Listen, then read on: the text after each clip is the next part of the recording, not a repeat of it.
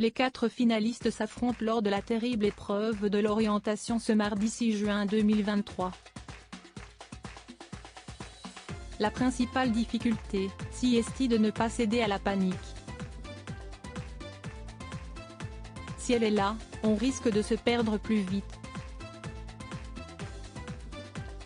Tania n'a pas démérité, enchaînant difficulté sur difficulté.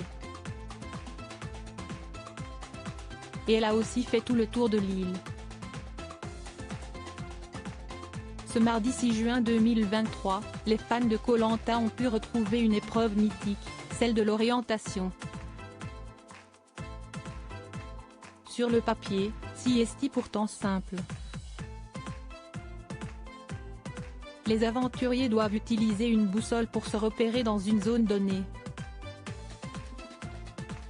Si est dans cette zone qu'ils doivent évoluer rapidement pour trouver des balises, qui les guideront ensuite vers un poignard. Un objet précieux pour accéder à une autre épreuve culte de l'émission, les poteaux.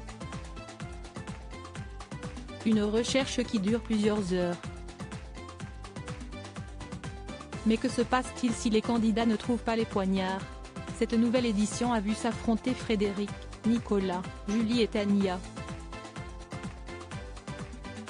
Dès le début de la course, les nerfs ont été mis à rude épreuve.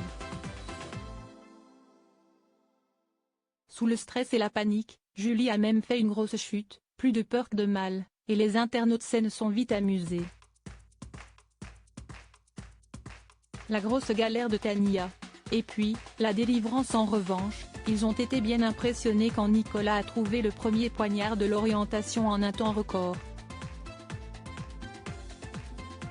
Voilà un premier aventurier qualifié. Plus que 2 autres. De son côté, Tania a été en bien fâcheuse posture des heures durant.